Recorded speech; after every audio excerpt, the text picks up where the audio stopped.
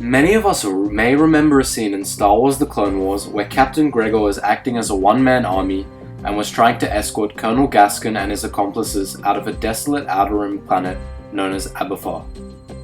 One of the most vivid memories you may have of this scene is the quote from Gregor that reads, "I'll make my way home, I promise," as he then proceeds to blow up the whole facility and thus making it look like he had perished.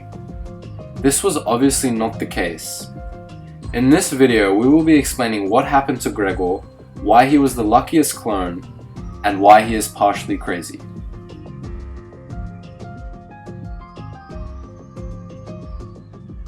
Prior to this episode, Captain Gregor was an elite clone that fought in many battles.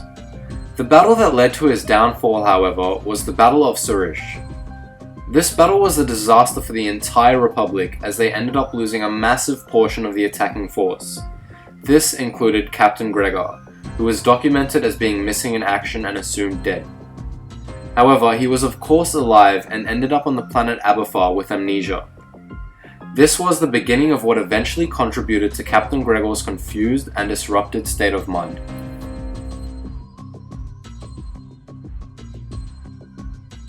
Throughout the episode Captain Gregor was featured in, he was shown to regain bits of his memory and therefore remembered his former self.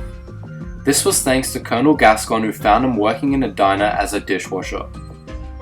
After this, Captain Gregor was equipped with his old armor and suited up to help Colonel Gaskin and his droids escape the Confederacy-controlled Aberfar, and basically acted as a one-man army. This scene showed Gregor destroying multiple battle droids in explosive containers, therefore allowing Colonel Gaskin and his droids to escape Aberfar.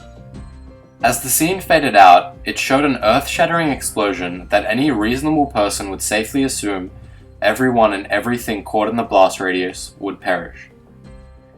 Although he was thought dead, Gregor managed to miraculously survive the explosion due to him making it behind ample cover, and in doing this managed to preserve his body. However, his mental health was not in check.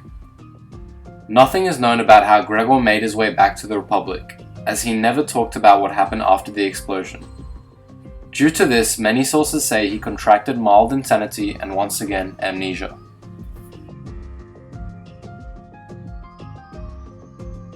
Gregor was one of, or if not the luckiest clone trooper in the clone army. He not only survived one of the most devastating battles the Republic had ever fought, but he also survived a massive explosion that normally should kill everybody in the blast radius. Although Gregor was left with moments of insanity due to his combination of Surish and the explosion, he was left with a different perspective of the world. An example of his luck and fresh perspective was after the fellow Trooper 5s died trying to convince his brethren that there were control chips in their heads. Captain Rex believed him and decided to investigate, so he took out his control chip. He could only convince Gregor and Wolf to do the same. To conclude, Captain Gregor lived through many traumatic experiences and tragedies throughout his lifetime. All these experiences combined contributed to Gregor's mental state. In saying this, he is still considered one of the luckiest clone troopers alive, as he survived 2 deadly encounters as well as removing the control chip due to his new perspective. Thanks for watching.